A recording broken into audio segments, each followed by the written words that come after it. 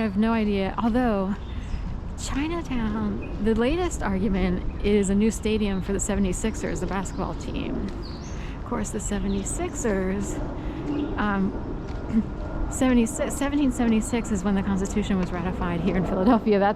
So if you see a 76 gas station, that's what I think of, you know.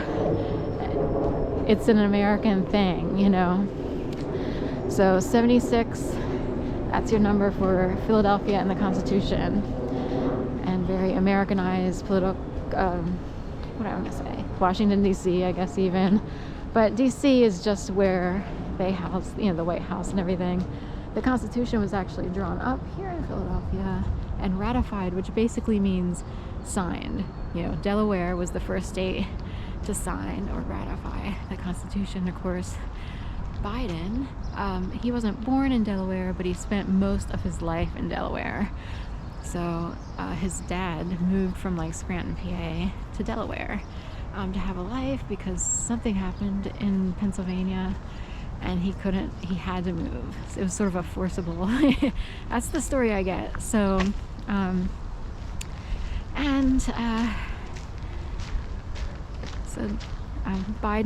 Joseph Biden was a lawyer in the 60s, and my mom used to work at a bank that he showed up to because it was in the same building, and he would show up at 3 o'clock on Friday, like 5 minutes before 3 on Friday. And that was the joke because back in the day, banks closed at 3 o'clock on Fridays, and everybody was itching to get out of there. So anyway, so he was a lawyer, and then in the early 70s there must have been a huge shift. I think there's time periods where there's huge shifts that take place in a lot of people's lives, so they would all be on the same like system. But during the early 70s, wow, that's an old song from the 80s.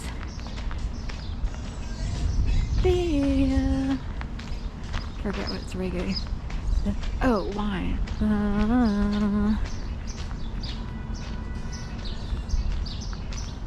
Okay. So anyway, so during the early 70s, Biden would throw his hat in the ring.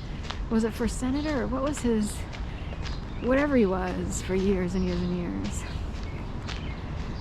in the world of politics.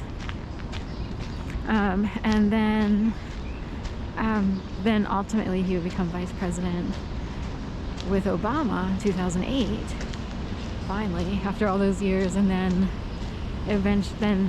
skip a short term there with Trump, and then, of course, during the pandemic, he would be voted in. I think there's something about Delawareans or certain groups or types of people, and he won presidency during an odd year when everyone had to vote online. You see what and it sort of like minimizes or takes something away. You know what I mean?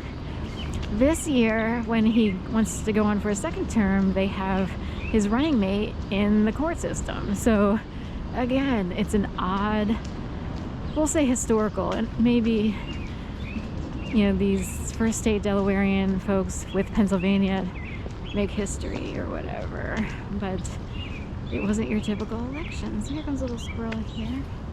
The squirrels are often friendly enough where you can just feed them. What a sweet thing. And I feel badly because I need to get some sort of crackers or food or bird seed or whatever and bring it out and feed. So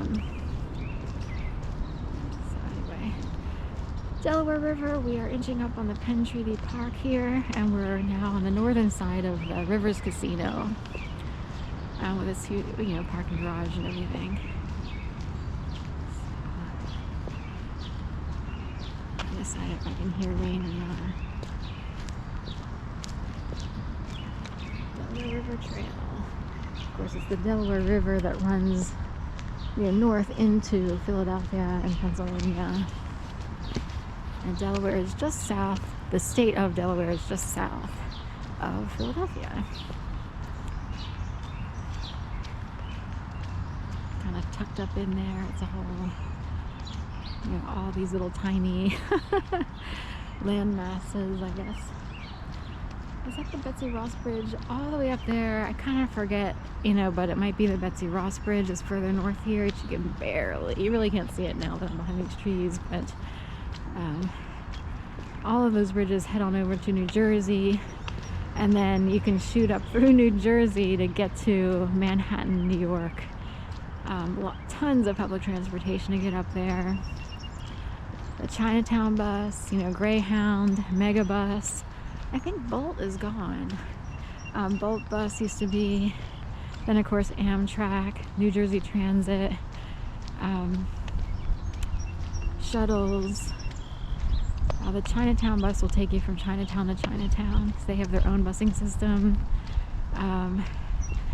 Some people are, worried about the safety just because people drive fast. It's sort of like some old joke or whatever.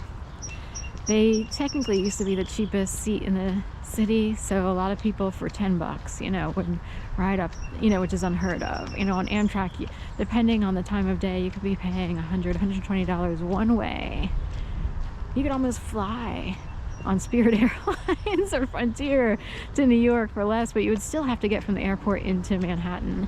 So that's, but, it's, it just makes you want to cry to see, like, are you kidding? $120? But I've been on so many buses back and forth to New York. I will not get on a bus again. Thanks. We are done. It's really sad. It's actually sad because,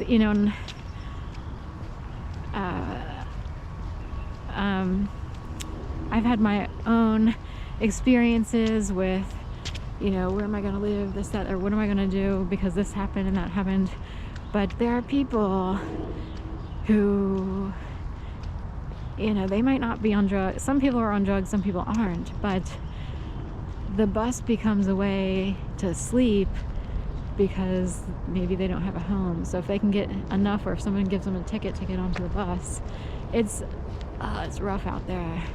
Check out Noel Phillips, Noel Phillips.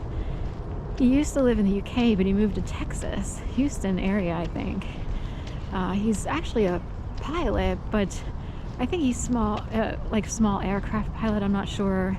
But he does a lot of YouTube videos, mostly on flying, but it was so helpful to me that he did this video where I discovered him. He was showing he took a cross-country, he did 2 separate cross-country trips, or one was attempted but the weather got in the way, on Greyhound. And I was like, yes, thank you for showing how bad it is out there for really everyone. It's, it's just a sad state of affairs. Anyway, employees wind up with a certain way of handling things because of how bad it is. It's, oh my God, it's an ugly scene out there. I was so desperate at one point for employment because of whatever. It's a whole long story. I didn't know what to do. I wound up in Florida for 2.5 years to live with my mom and aunt before they passed away. Also, my dad passed away.